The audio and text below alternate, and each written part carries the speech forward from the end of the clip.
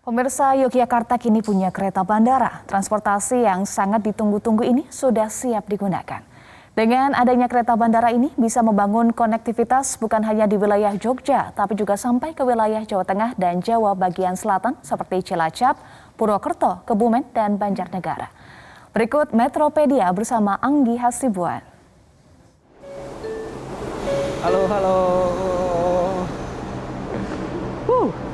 Seneng deh, kenapa seneng? Karena kereta bandara akhirnya jadi. Ini sangat memudahkan bagi warga Jogja dan kita juga ya, kalau misalnya mau ke Jogja jadi gampang.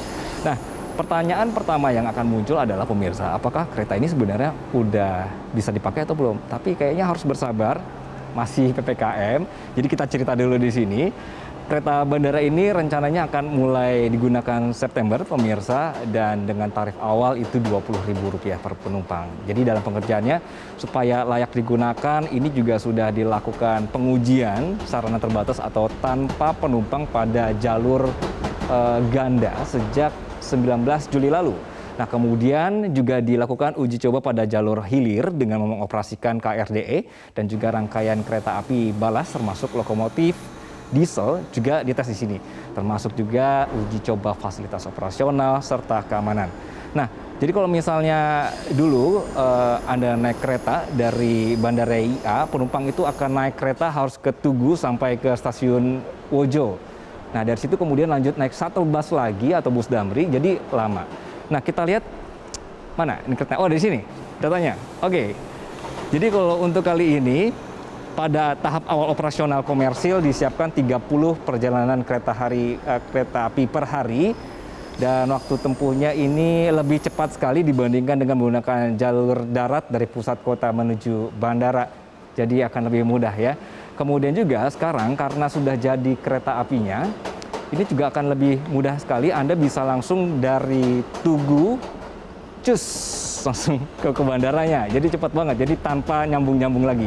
Jadi dengan adanya kereta bandara ini bisa membangun konektivitas bukan hanya di wilayah Jogja saja nih pemirsa, karena juga bisa sampai ke wilayah Jawa Tengah dan Jawa bagian selatan, misalnya di Purwokerto, Kebumen, dan juga Banjarnegara. Kalau misalnya Anda dari Cilacap, ini berarti bisa naik kereta kemudian sampai stasiun Wates, pindah kereta bandara.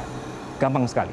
Oke, dan headway-nya ini juga cepat, jadi di rata-rata 60 menit. Asik sekali ya. Oke, saya akan ajak Anda untuk melihat data berikutnya. Kali ini, apa yang membuat berbeda sebenarnya dari bandara-bandara yang ada? Oke, bandara di Indonesia atau kereta bandara di Indonesia itu sebenarnya sudah ada 6 ya pemirsa. Yang membuat berbeda adalah proses konstruksinya. Ini adalah datanya. Jadi untuk kali ini ada yang disebut dengan slab on pile atau SOP. Ini adalah sistem fondasi tidak menggunakan tanah urukan seperti konvensional pada pembangunannya. Jadi ditancepin ini tiang-tiang panjang, jadinya ini sangat cocok untuk wilayah yang sawah misalnya, yang cenderung tergenang air. Nah, konstruksinya jadinya lebih aman.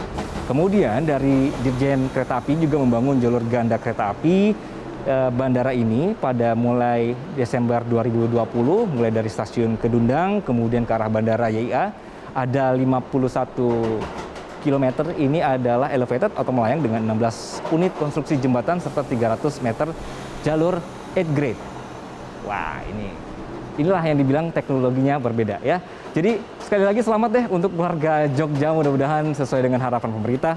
Ini bisa menjadi bantuan juga dan berdampak baik bagi perekonomian Jogja dan daerah sekitarnya. Saya harus kejar pesawat nih, sepertinya sudah malam, tapi ini masih siang sih kalau di lingkungan saya ya. Oke, begitu saja. Sampai ketemu deh, atau kita bisa rame-rame naik kereta ini. Bye-bye. Anggi Hasibuan pamit.